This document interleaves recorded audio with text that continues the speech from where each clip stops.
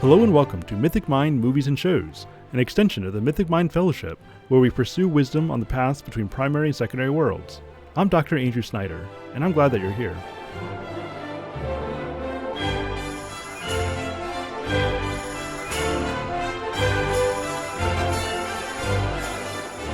Welcome back as we continue through the Star Wars series, now moving into the sequel trilogy. I'm sorry that Jordan isn't here to give us the standard. There are only three Star Wars movies, but nonetheless, here we are with The Force Awakens. So we'll start out like we usually do, just general thoughts. I really don't have any strong feelings about this movie whatsoever. In fact, I saw it when it came out. I think I've seen it. I've seen it once. Again, I don't know, a few months ago. And then I watched it again today on like two and a half speed, just because I really just don't remember much of it because it doesn't stand out to me very much. In my reckoning, the first trilogy is good. The second one it has some redeeming elements to it, but I consider it to be categorically lesser than the sort of the fairy tale of the first trilogy. Once we get to this movie, it just doesn't really mean much to me. So I feel kind of bad that I'm the one leading us off on such a dull take. But in my reckoning, the characters just are not super interesting, especially Rey. I feel like Finn has a lot of potential as this stormtrooper who joins the Resistance. Like I feel like there's a lot of potential there. I just don't feel like a whole lot of it's really actualized. And so I feel like this really is not a whole lot more than a nostalgia grab with some dull characters to drag it along. But I really hope that some of you will correct me on that and that this won't be a total slugfest. Um, so let's see. Judah, you just saw this for the first time, is that right? Just recently? So why don't you tell us your fresh thoughts? Maybe you're You more know, optimistic about it. actually, my thoughts are about the same as yours, really. Kind of lukewarm. Like, I think I said this on our Discord server. I didn't hate it, and that was kind of a surprise to me based on how much hatred I see towards the sequel movies just in general. Uh, I mean, it was just a generic space adventure movie, like set in Star Wars universe, but not necessarily needing to be in that universe. But there wasn't anything about it that I found particularly repugnant or something like that. Yeah, I mean, I have some criticisms that we'll, get into it eventually, but um, let's see if we can cheer this up. Do any of you have like really positive takes on this? Like you just love this movie, or at least you find it mostly enjoyable? Oh man. There's some fun to be had, but yeah, I don't know. It's one of those where, and I know some people in the Discord were saying that they really enjoyed these, or that it was a guilty pleasure at least.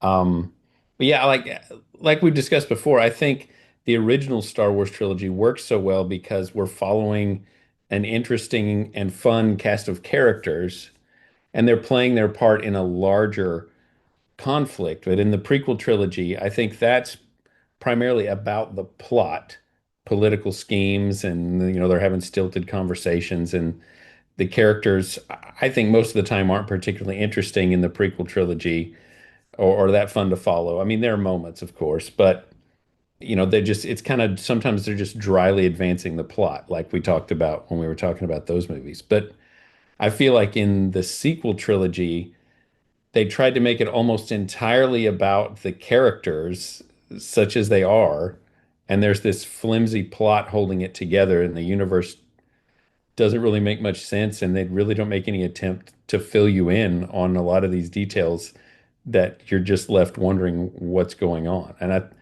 I think, like you said, the primary draw is just to serve the fans of the original. Ooh, the Millennium Falcon, and ooh, it's Han Solo again, and stuff like that. And while they try to introduce a new generation of characters that I guess they hoped would be embraced the way the old ones were. Of course, the problem is that even as a nostalgia grab, they bring in some of these classic characters, but then they literally and metaphorically kill them. Right. And just break them, which is the thing that they do. I mean, I haven't seen the most recent Indiana Jones movies, but I assume it's similar. Like you just take these characters we love and make them old men whose lives haven't gone well, and that's not really what we want for these characters that we loved when we were younger.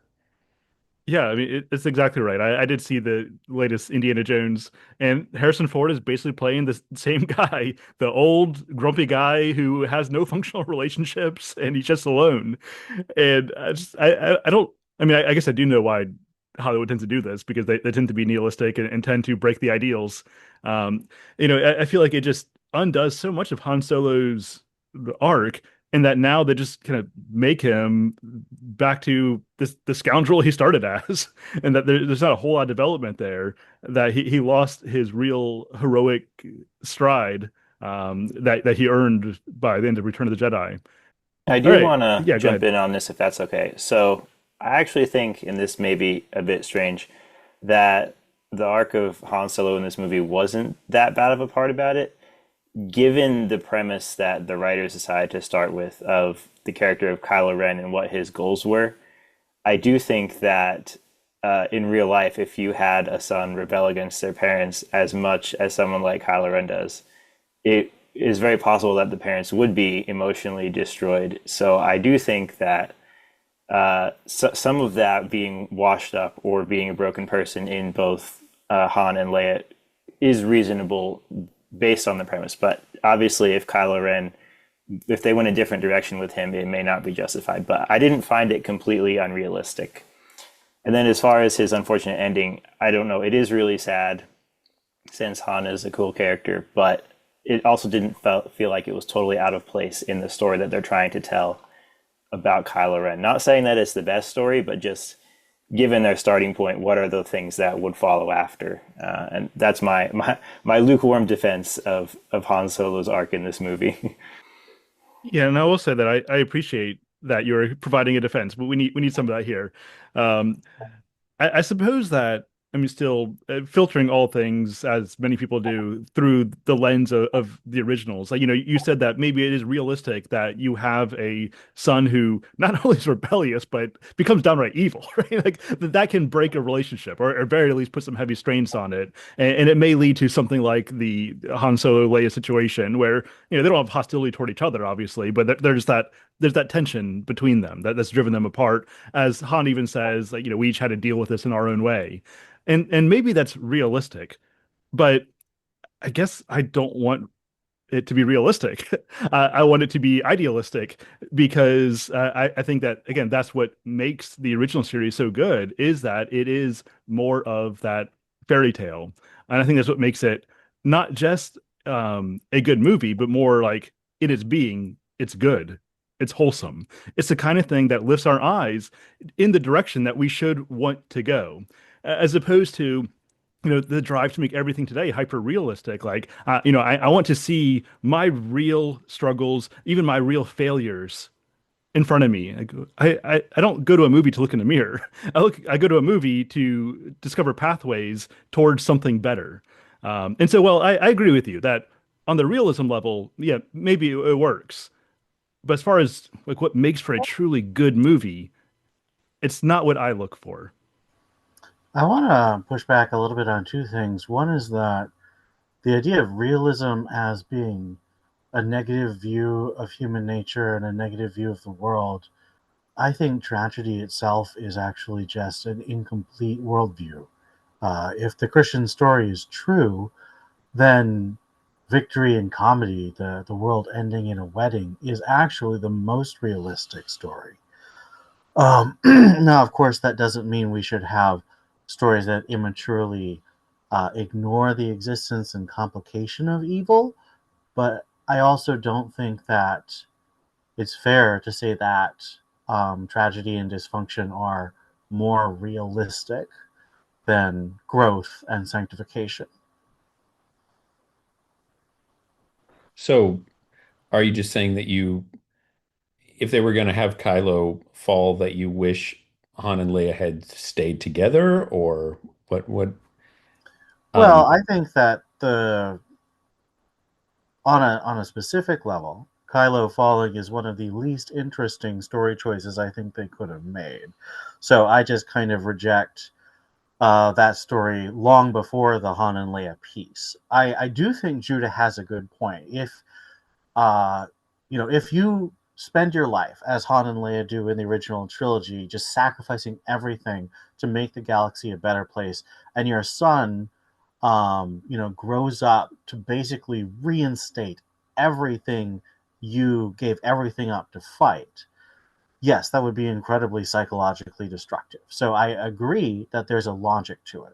I just think that it's logic in service to one of the least interesting possible stories. Just kind of the whole sequel trilogy is parasitizing on the original trilogy in a way that the prequel trilogy doesn't. The prequel trilogy does do a lot of callbacks, but it's trying to stand on its own legs. The the sequel trilogy, with the partial exception of the Last Jedi, um, is just completely dependent for its appeal on the original trilogy. And if it were released and you called all the characters new names, absolutely no one would care about it. It's not going to be like an Avatar that like lives off of spectacular special effects. It's going to be like your um, Battlefield Earth. Like it's just this clunky monstrosity that no one's going to remember except for the fact that it's connected to Star Wars. Yeah. So, I mean, there are things about this movie that I will defend. That is not one of them. I agree with you there. And, um, Mark Hamill, he's on record saying he wasn't even going to come back for the project, but then when he saw that Carrie Fisher and Harrison Ford were coming back, he didn't want to be the one who didn't come back, but he hated what they did to his character. He said that's not the Luke that I played in those other movies. He wouldn't have done what he does in these films. So, yeah, it's just a strange attempt at trying to rekindle what the original captured. Reverend David? Um, so a few things. Some things I agree with, some not so much. The whole idea with Kylo Ren falling to the dark side, that a little bit is taken out of a bunch of expanded EU where Han and Leia had multiple kids and the oldest fell to the dark side. Um, and so I think the thing that to me that makes that uninteresting is the fact that they didn't have the other kid who had to wrestle with that. On top of also personally not having Mara Jade and Luke and Mara Jade's son, that would have made that a more expansive, better story.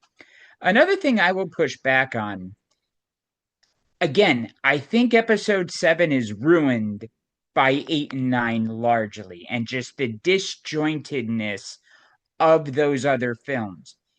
I think if you watch this through the lens of what it could have been, you could see that they were setting up the possibility to have a much larger story where you would have cared a little more about some of these other characters and have provided more interesting backstory. But then you have Rian Johnson come in and just go, nah, I'm just going to take these characters and tell my own story. And then that forced J.J. Abrams' hand in that. It just, we can go ad nauseum about that. One thing that I noted here, and that you guys somewhat touched on already, a big thing I think with this movie and with the two movies, well, okay, maybe not so much 9, but like 8 after it, is that they wanted to essentially have Star Wars feel a bit too much like real life, right? You think about Finn in that scene where, that trooper smears, blood on his head. That's war trauma, right? And you can see various aspects of real life creep its way into this movie. And Andrew, you said this, rightly.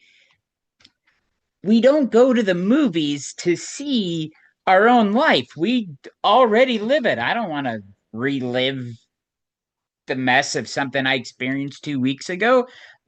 I want that escapism. As you said, I want to see the ideal. I want to, as you said in other places, reach for something, higher, right? I remember watching various other movies and TV shows where, I imagined I'm a big Power Rangers fan. After watching Power Rangers, I would go and pretend that I was this good, virtuous Power Ranger, right? It's a campy show. I think it's a good show. It's a campy show, but it still pushed this idea of you wanting to strive to be something better.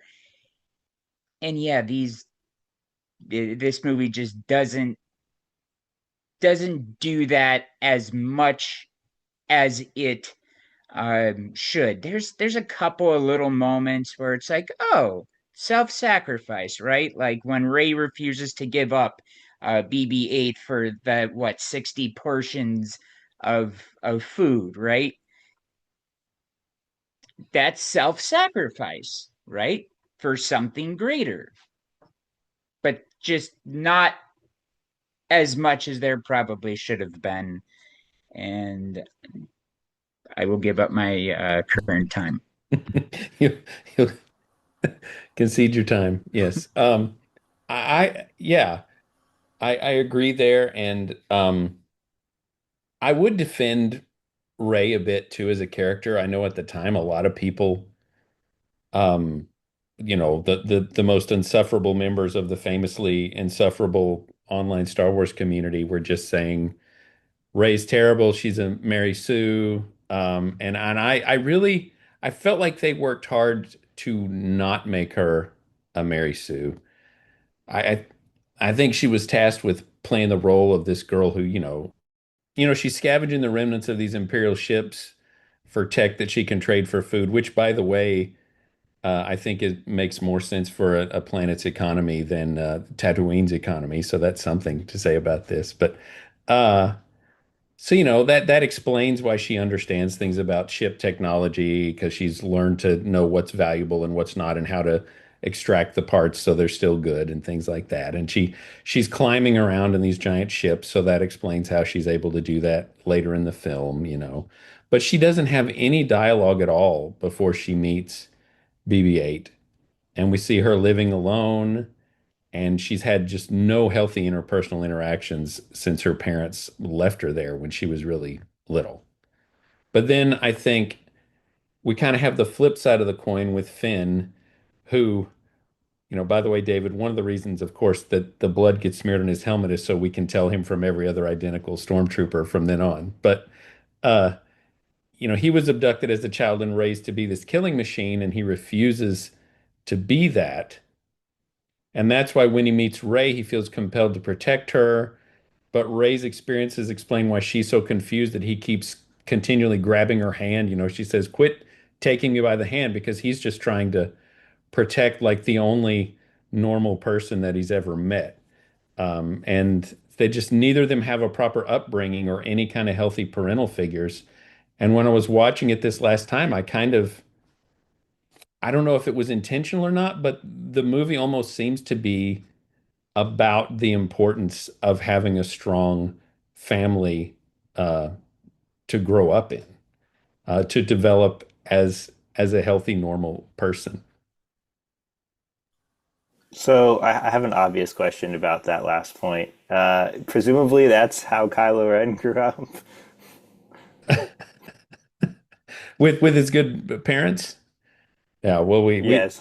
we don't know how Han was. He was probably just off with Chewie all the time, being distant. Maybe he resented, that everybody thought his parents were so cool. Or, I mean, he says to Rey, "You think he's the father you never had? He'll disappoint you," you know. But yeah, he's just the angsty. Yeah, I don't know. I don't know what to make of all that. I mean, it's realistic. I think we all know people who were kind of like that or had been like that. And their parents, and you're like, why do they treat their parents that way? They seem like decent people. Well, and we can talk about this maybe a bit too topical, but we do in the recent assassination of Charlie Kirk have a young man who apparently was raised in an intact family of present and engaged mother and father, and still ended up being a unrepentant murderer. So I mean that's not the same as becoming a genocidal dictator, but it's the same trajectory. Yeah. So there is some we can't always predict um, where evil strikes. You know, Mhm. there's no magic bullet, no perfect parent, no perfect mother or father that will protect a child from doing the wrong thing. It can help.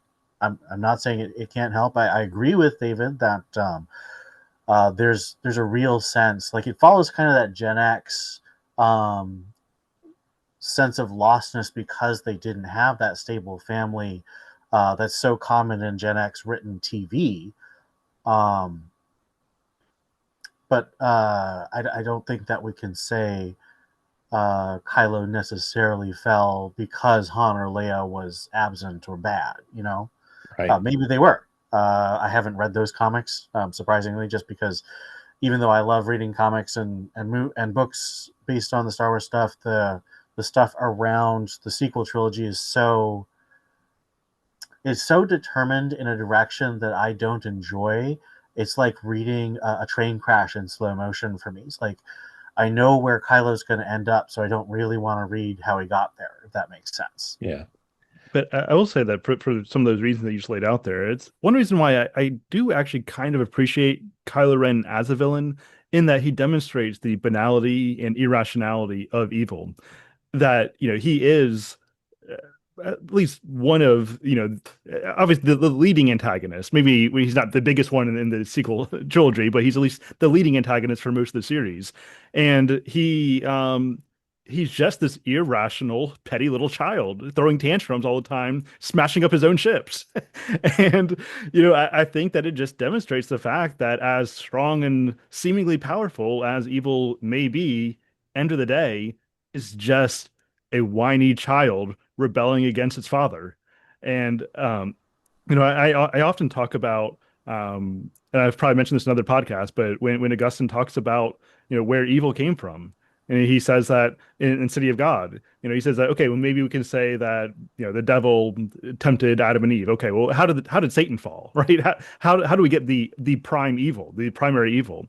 And he basically just says we can't answer that because that's trying to give rational causation to something that's fundamentally irrational. Evil is irrational. It is a rebellion against being. It's a rebellion against reason, and there's nothing rational about that. And so at the end of the day, reason is irrational. How does it happen? I don't know. That would require a reasonable trajectory. And I think that Kylo Ren does do a good job of demonstrating that irrationality and just kind of boring nature of true evil. I think that's a really good observation. I do feel, however, that the fact that Kylo is the primary antagonist, and is definitely the primary antagonist in this movie, and he is so banal and immature, um, I think it does make the achievements of our heroes um, lesser. I think that it is kind of a cliche to say that heroes are defined by their villains, but I do think there's some truth in the idea that the more competent and mature and intimidating a villain is, the more victorious it feels to overcome them. Kylo almost defeats himself in this movie. I mean, yes, the Resistance has to do all their stuff, but Kylo himself is just so self sabotaging and so arrogant that he kind of falls into a pit he digs for himself. And that, I think that's part of why, while I like Rey and Finn and Poe, I don't care if they live or die because they're not essential to the story. Really, the only essential person to the story is Kylo, and he is, as you say, unfortunately, realistically banal.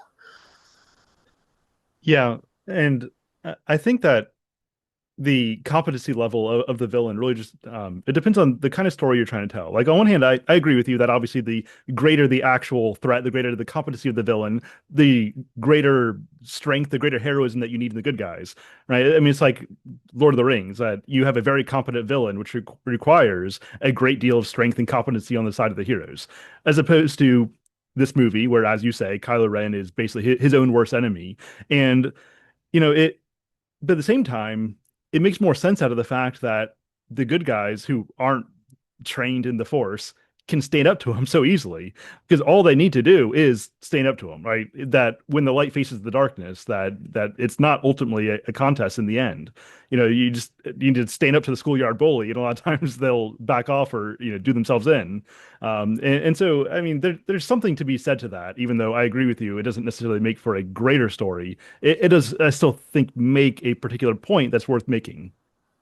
Do you think that's a point that we really need to be making right now, though? I feel like we're inundated. I feel like that's a very Cartoon Network Saturday morning cartoon level point, and I feel that Star Wars should really be making a more sophisticated point. I think that the original trilogy does emphasize the need for hard work and training and doing more than just being on the right side, but also making the right choices on the right side.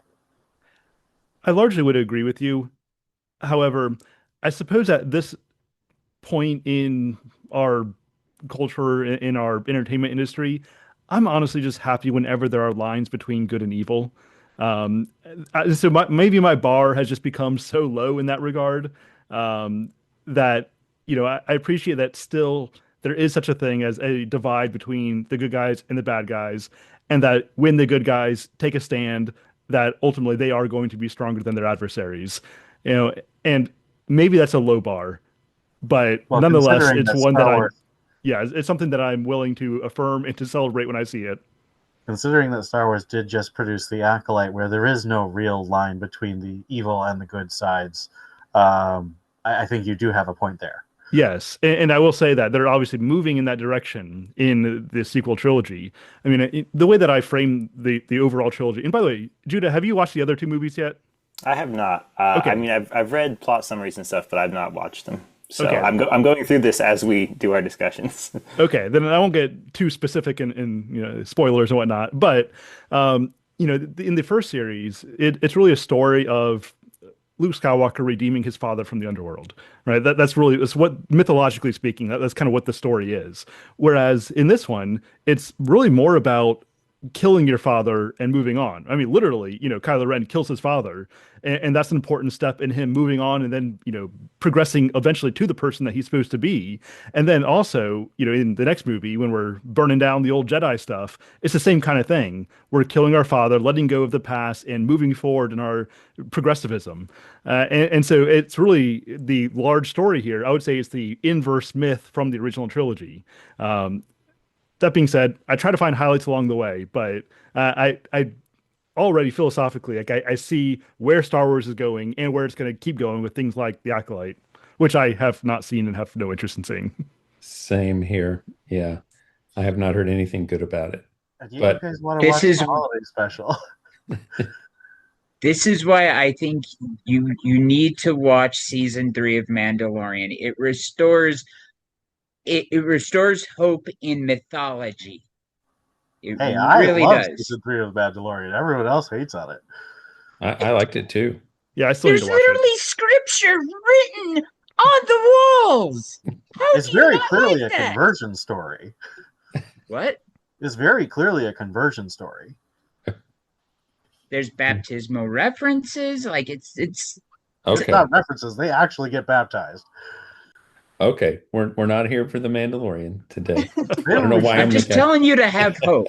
There is Yeah, still a little bit of light in Star Wars, even in the modern day. that is true because there's nothing monolithic about it. There's different people writing and producing all of these different parts, and some of them do a much better job than others. And I think we vote with what we watch, hopefully, and they learn to understand that we're not really game for some of those sorts of things. But I did talking about the banality of Kylo Ren. I did like the parts where, he's angry that he feels this pull to the light. And we get the sense that he and Hux have both been sort of taken advantage of, sort of the way that Palpatine took advantage of Anakin, and their whatever kind of distrust or of their parents or unhappiness that they had. And he tells them in this, like, you're the strongest, and they resent it, I believe. Snoke says some of the same sorts of things in this. But he's like the leader of a gang or something that's just kind of preying on their angst and Kylo's sense, like his pride and his idolatry of this kind of false image that he has of his grandfather. Yeah, I kind of wish Ghost Anakin would show up and just talk to him. I think he was supposed to. And I think in the third movie he was supposed to, and that Kathleen Kennedy put the kibosh on that. That's what I've heard. I think that would have been a good move, given his idolization of Vader. Yeah, yeah. I feel like I was thinking about that as I was watching the movie, like Force Ghosts are canon, you know? But I guess then there wouldn't have been a movie, so they had to nix that. Yeah. Well, obviously, the treatment of hyperspace in this movie is shameful and disgusting. Someone who can manually drop out of hyperspace in the space between a planetary shield and a planet's surface is ridiculous and world breaking and is on the same level as the hyperspace ram in The Last Jedi. And I hate it, and I hated it in the movie as I was watching it. Yeah, the Awaken. physics of this movie definitely one of the things you can criticize the most. I was certainly suspending my disbelief. I mean, the idea of a planet weapon is really cool, hypothetically, but you start thinking about it and it just breaks down. Yeah, don't steal any of my time from my 45-minute long rant about Starkiller Base with your it's just Does absurd. that include the fact that it was once Ilum? It was once Ilum? Yes. Do they talk about that? I don't think they talk about it in the movie itself, but there's other ancillary material, which I think also includes the Jedi Survivor video game. But yeah, Starkiller Base was once the planet Ilum. You'll have to enlighten me Yeah, on the lore behind that yeah. because Remind me what that is. it was not So mentioned in the movie, I don't think. the planet Ilum was this planet where Jedi's used to get their kyber crystals from. In fact, it was part of their rite of passage. They would go there with their master, and then the Padawan would go and go through some sort of forced trial that would ultimately wind up getting them their kyber crystal for their lightsaber.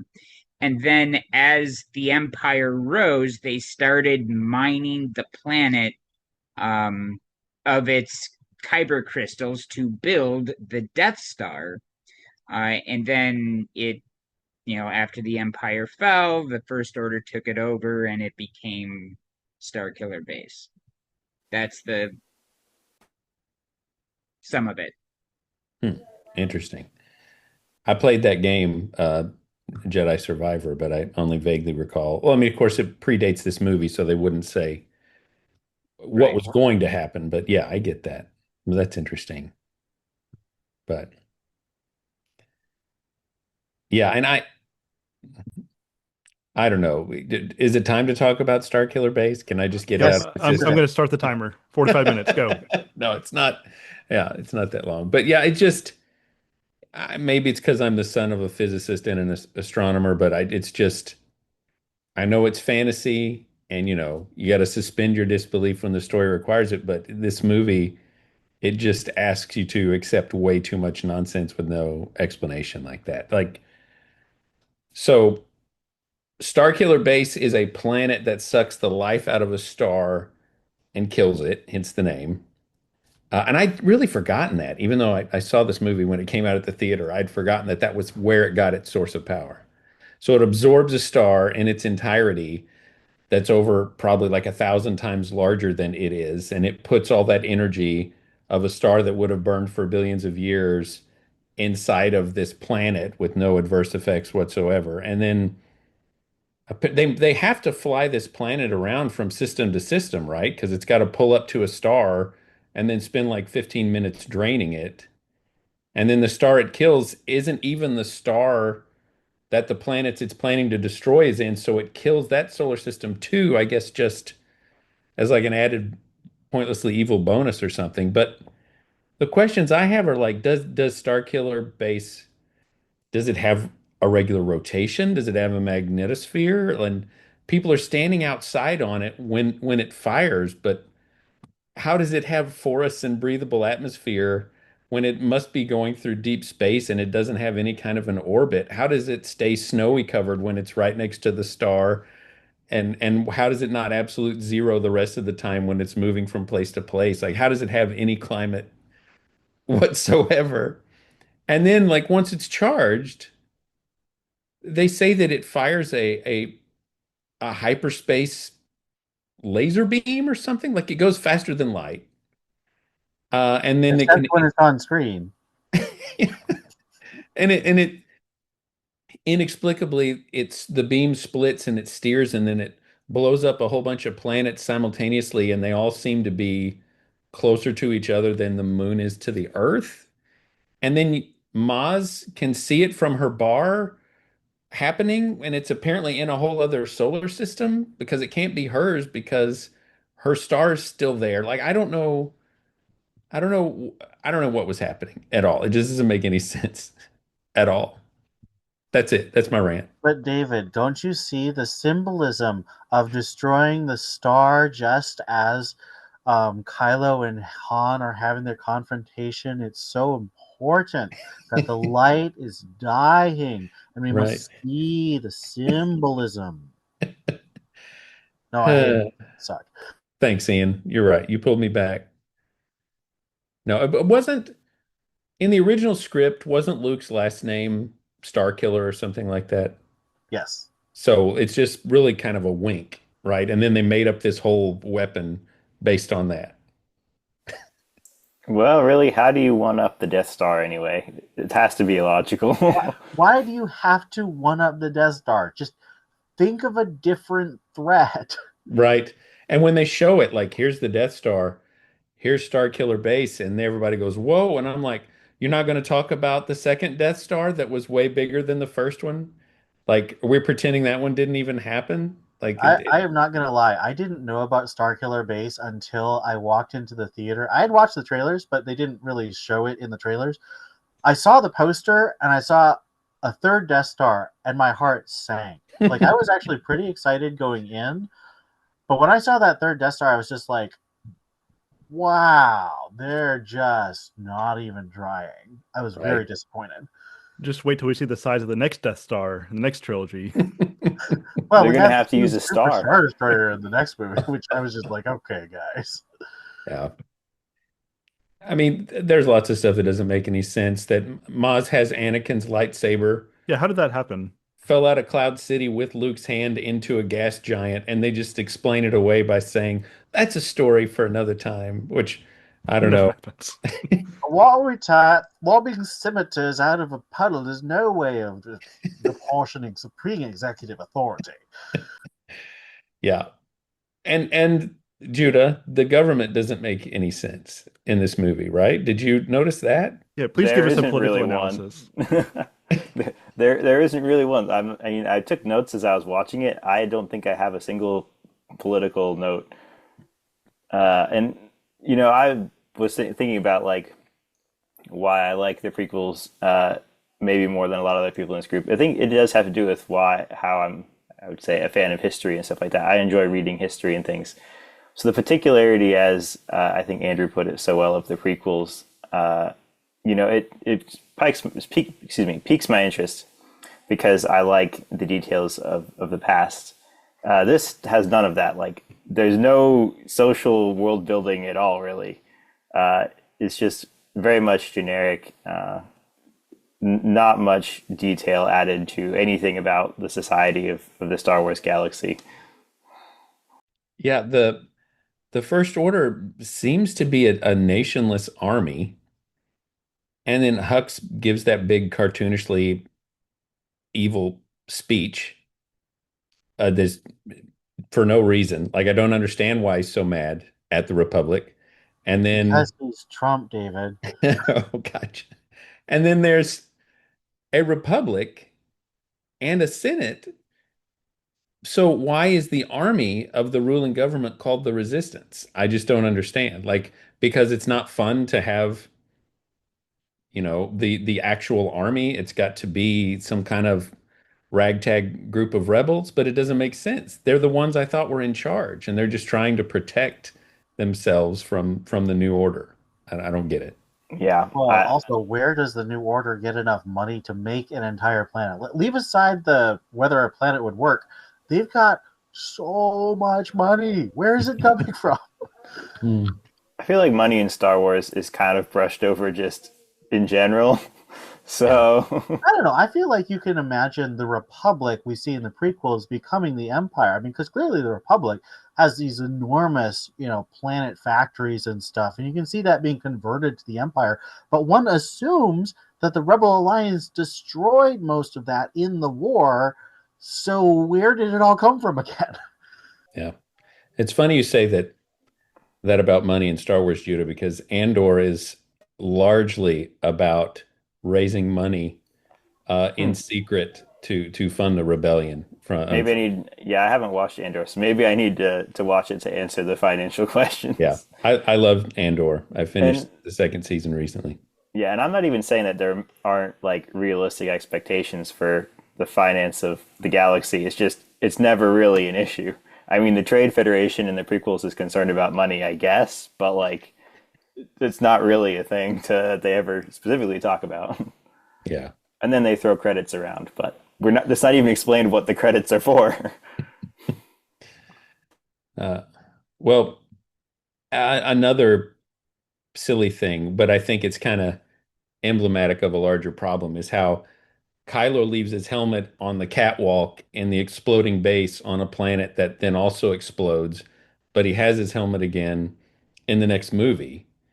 And the easy answer is, well, he had a spare or he just got a new one. But I think the real answer is that the writers intended for him to be done with the helmet from here on out. Now he's got a nice scar from Rey slashing him.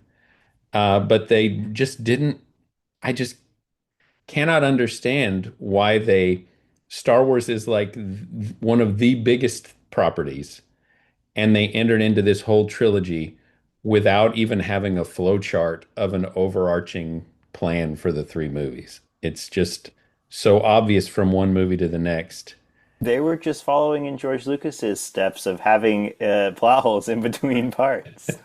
The Lucas plot holes, while they are, I think, somewhat serious, are nowhere close to the plot holes between the sequels. And I know, Judah, Yeah, you haven't I'm seen them. speaking in ignorance, obviously.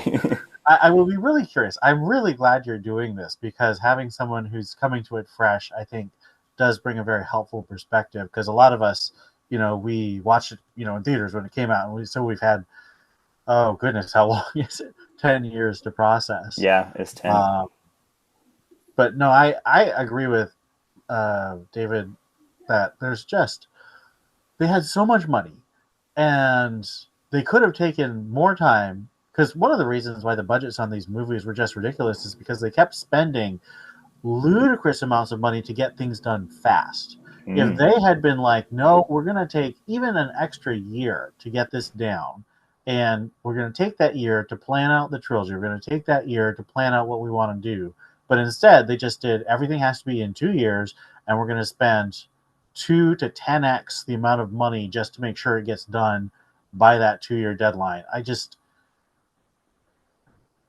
There's a real sense that I think I'm right when Disney bought Star Wars, and I said to myself, everything that comes out now under this banner is going to be extruded money product.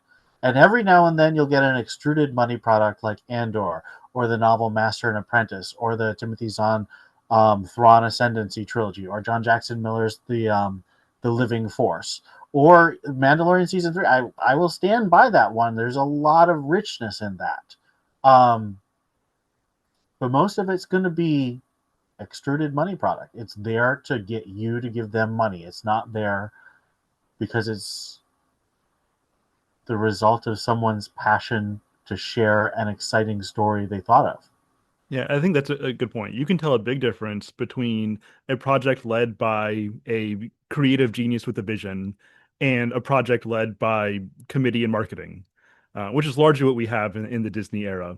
It's the difference between, I would say, Jackson's Lord of the Rings and Rings of Power. I mean, that can bring us a whole different direction, but I mean, it's a And similar even kind of The Hobbit. concept.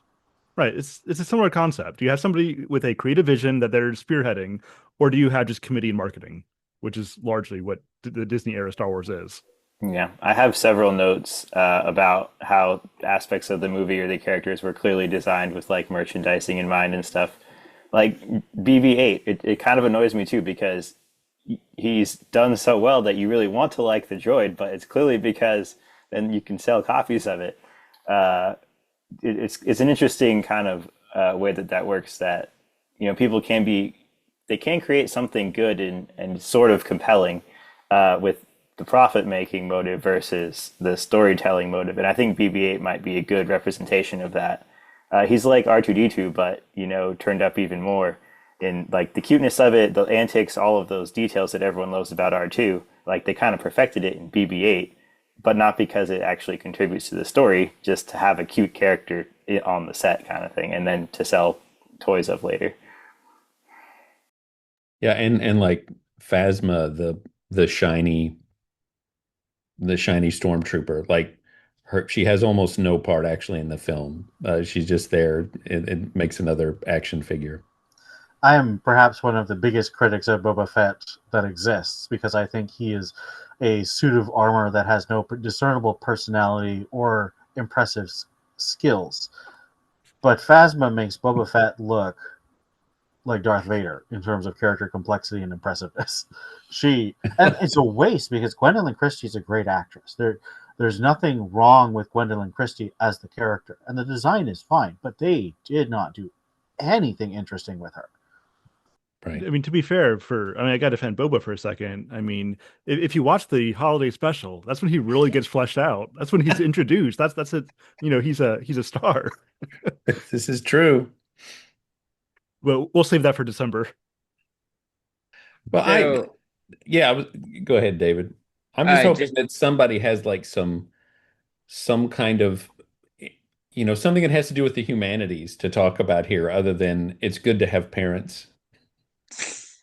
I don't think I'm gonna contribute to that here, but just as a side little fun fact, just for the cost of steel for the Death Star, it would cost $852 quadrillion just for the steel.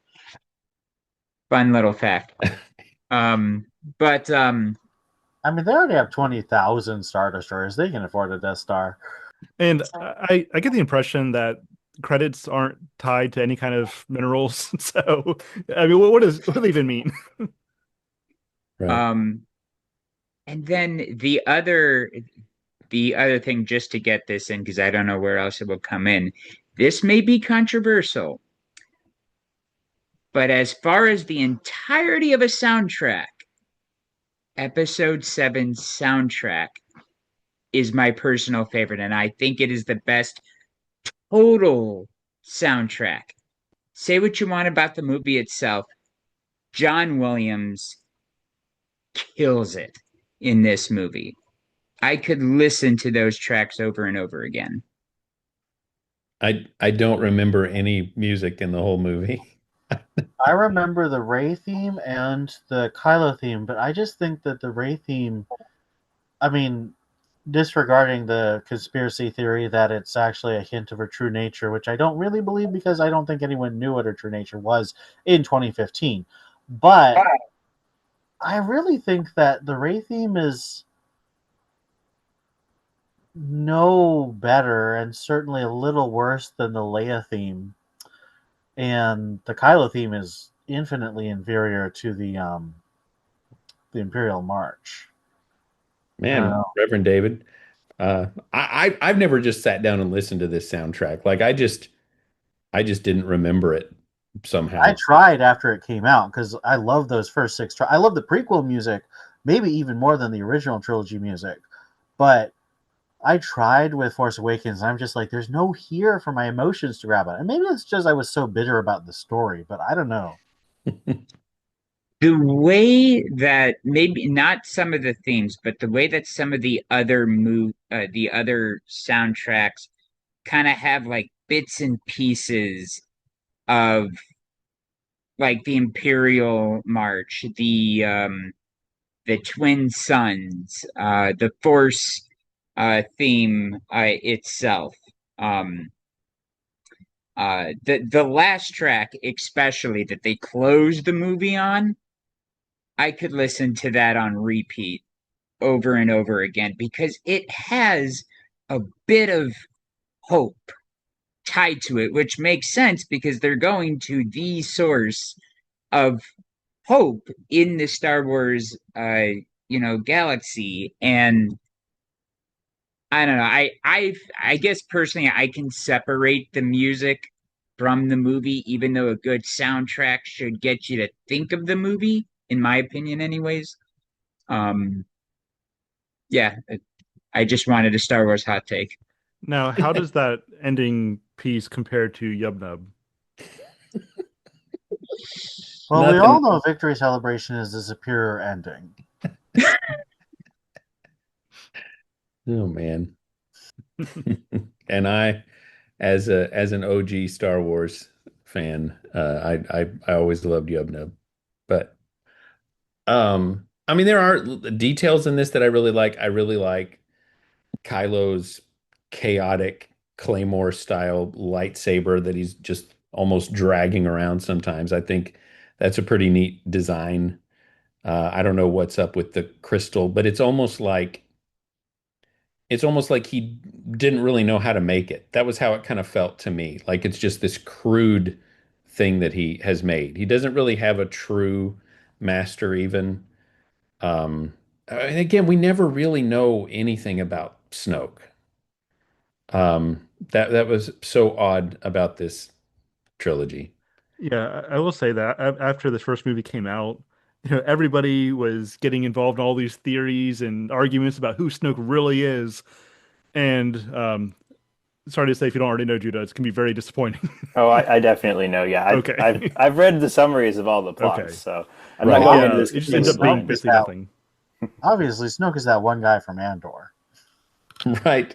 Who played by the same actor. Right. Yeah. See, exactly. No, it's Jar Jar Binks. Everybody figured that out. But Right. uh I like Kylo's weird force power that's kind of like stasis from Mass Effect. I don't know where they got that from, but like every time he just kind of like he doesn't do the choke. He just like freezes people in place in a strange way, which I thought was an interesting effect. Um, but yeah, that was I just wanted to say a couple nice things. That's all. Yeah, I mean, it was good in keeping with his character that it's, between his lightsaber play as well as that force thing he does, everything is more just chaotic and powerful versus Vader, who's obviously a lot more stoic in the way that he engages with threats and, his general force powers. And so it suits his character. Hmm. So you made David, you made me think of something. Going back to Kylo's crystal, there's a crack in the crystal which causes some of its issues. Um, and then that makes me think of the Force Unleashed games where Sam Witwer, who voices the main character, part of his audition was he does this like weird thing with his face when he's trying to meditate. And that's because Vader would not have taught him how to properly meditate, which then brings me to the point that if you are looking for something that I think will be a passionate upcoming Star Wars project, the Darth Maul show that's coming up. The voice actor for Clone Wars Rebels Maul is very much behind the project, and he is probably the most knowledgeable Star Wars fan that has ever existed, and he is very much behind the creative direction of the show.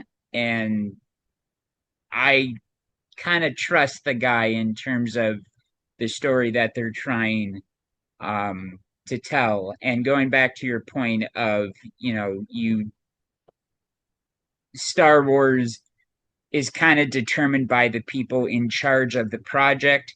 So anything Sam Witwer's involved with to a certain extent, and anything Dave Filoni, for the most part, is behind.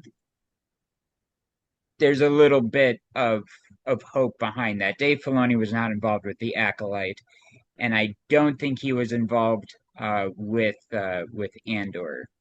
Hmm. So Well, is this? I haven't heard of this Maul thing. Is it live action or? no, it's animated, but it follows Maul, I think, a couple years after the events of Order 66. Hmm.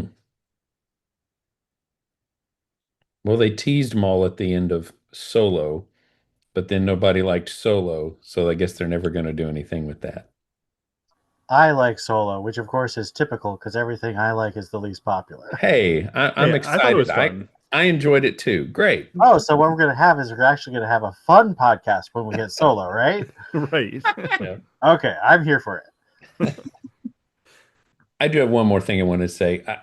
The character of Poe, I think if there's a Mary Sue or a Gary Stu, it's Poe. Like we're just told he's the best pilot, and then he comes flying in and he shoots down 10 TIE fighters and three soldiers in about 20 seconds, and then he just doesn't have any weaknesses and no real depth. He's just there when they need him to get the map, and he acts tough in front of Kylo Ren, and then he helps Finn escape, and then he disappears conveniently without really any explanation and shows up later because we need him to be gone so things will be more difficult for the other characters. And I think that they tried to overcorrect for that in the next movie and just made him incompetent and unlikable and treasonous. But then they're just like, oh, he's such a lovable guy. And I'm like, what? No, you should throw him in the brig. Like what he did was terrible in the next film. So anyway, I may not be around to talk about the next movie. I don't know what your schedule is, but that's my little piece about the next one. I can't ever remember what they're called. What's the eighth one called? Last Jedi? See, the names don't make a lot of sense. The Rise of Skywalker and The Last Jedi. We have the Rise of Skywalker after Skywalker's gone, and then The Last Jedi is about anyway. Okay. I uh, I stand by everything I said about hyperspace because not necessarily because of suspension of disbelief, but for exactly what David just pointed about Poe, which is that J.J. Abrams in this movie, and I don't know if it's because time or because this is how he generally writes, because he's written movies and TV that I really like. Mission Impossible 3, I still think is very good. I really like Super 8. But in this movie and in Rise of Skywalker, he has a really bad habit of writing his characters into a hole and then pulling out absolute nonsense to get them out of the hole. And it's just so arbitrary that even aside from, I mean, you can hand wave anything saying it's the Force, it's hyperspace, it's antimatter, it's anti gravity. Yes, I know they have technology that functionally acts like magic, but you should not write a situation and then have to invent a specific device or force power or property of physics that gets you out of that specific plot hole. It Mhm. makes everything feel arbitrary, like a little guy playing with his action figure saying, well, the monsters are all so huge and my guy just has the power and he punches them and they all die. I'm like, no, that's bad writing. Yeah, and it also just causes all sorts of logical problems for the whole universe beyond that. Like putting a hyperdrive on a rock would be like the best weapon in the whole galaxy if Oh that's man, something that you could just do, you know? if I am on the Last Jedi podcast, which you'll have to let me know if I should, because I am.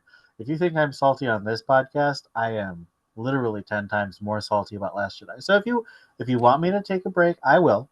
No, But if no. I'm on that podcast, I will talk for quite a while about the problems of hyperspace wrapping. So what is the release order, Andrew? Would that one even be next? Yeah, so I mean, I don't know. What do you Would guys want to Rogue do? So One be next? if we go in release order, then I think Rogue One would be next. Um, Man, so do we want to do that? Do we want to do the trilogy first and then go back to the standalones, or what do you guys want to do? I'm going to be out for the next 2 weeks, so I hate to miss Rogue One, but I hate to miss any of them, if I'm being honest. But I Well, would like to stick with the trilogy just because I'm watching it through, but that's very selfish reason. I mean, it makes sense. Let's do it. Yeah, I think We'll there's a do logic for trilogy. watching trilogy and then go to the standalones. Yep. So do trilogy, then do Rogue One, then Solo, The and good then one, holiday special. not the good one. Ian, did you We're just do a we're Jedi doing the mind Mystery trick? Science Theater 3000 thing, right?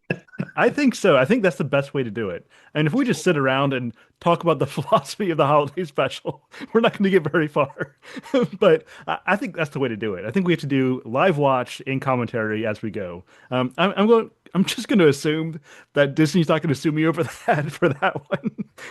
I don't think they want to claim it, so we're going to take our chances. Well, you don't have to show the movie on the screen. I mean, I suppose that's true. I'll tell everyone We- else to watch it while they listen. Right. Yeah, just start the film now. Exactly. So You I can guess get that's a the takeaway. copy from Weird Al. Anybody get that reference? White and nerdy. Yep. I love that music video. All right. Well, I guess that's where we'll wrap it for now. Next time we'll get to The Last Jedi, which I assume that overall is probably going to be even more negative than this one was. But I Well, if think my that's brother fitting. makes it, he'll actually be a pretty good defender. So hopefully Well, he then can. I hope he does make it. We need some pushback here. All right. Well, we'll wrap it there. Thanks for. Oh, good mic just cut out. Well, thanks for joining us, and we'll see you next time. Till then, Godspeed.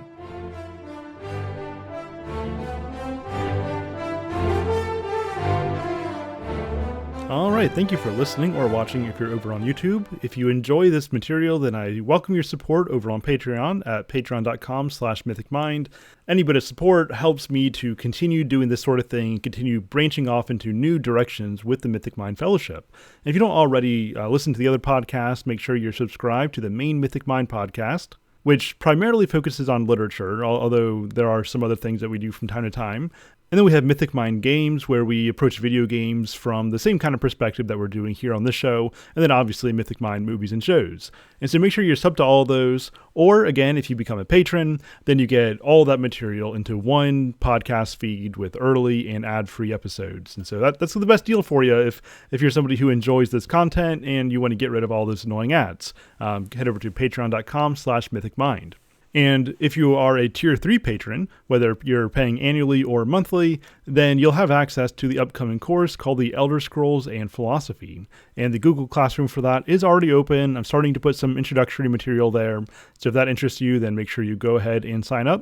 You can either purchase that course outright or again, just become a tier 3 patron. The next thing to come out from Mythic Mind will be over on the main Mythic Mind podcast as we continue working through The Abolition of Man by C.S. Lewis. But that's it for now. Until next time, Godspeed.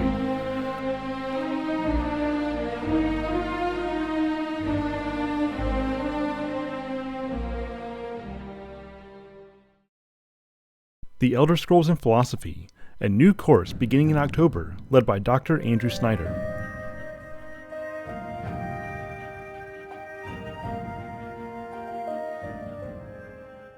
I played a lot of video games in my youth, perhaps more than I should have. But as I got older, got married, had kids, and completed a PhD on the Danish philosopher Soren Kierkegaard, I almost entirely stopped playing games. However, there were certain titles that stayed with me during this time, at the very least in my mind. In fact, looking back, I now realize that most games of my youth were not entirely frivolous, but they instead served quasi-literary roles, fueling my imagination, intellectual curiosity, and my appreciation for wonder. Chief among these titles are the mainline games of the Elder Scrolls, and in particular Morrowind, Oblivion, and Skyrim. And I know that I am not alone in this, as the wild success of the recent Oblivion remaster would indicate. Now, in addition to teaching university courses in philosophy and religion, I've also started offering independent courses to anyone who wants to come along with me and with the community in pursuit of wisdom through primary and secondary worlds. So far, these independent courses have been literature-based, such as The Fiction and Philosophy of C.S. Lewis, Life, Death, and Meaning with Beowulf and Boethius, The Lord of the Rings, A Brief History of Ideas, and Plato's Stoicism and Till We Have Faces. However, I've recently been leading the Mythic Mind Fellowship into popular media as well, such as movies and games, and it did not take me many steps in this direction to decide that I wanted to do something with the Elder Scrolls. During this 6-week study of the philosophy of the Elder Scrolls, we're going to go deep into various aspects of Morrowind, Oblivion, and Skyrim to better understand the driving forces of the sub-created world and our movements within it. Among others, we'll be asking questions like, what is the creation mythos of the Elder Scrolls, and how does this relate to primary world ideas?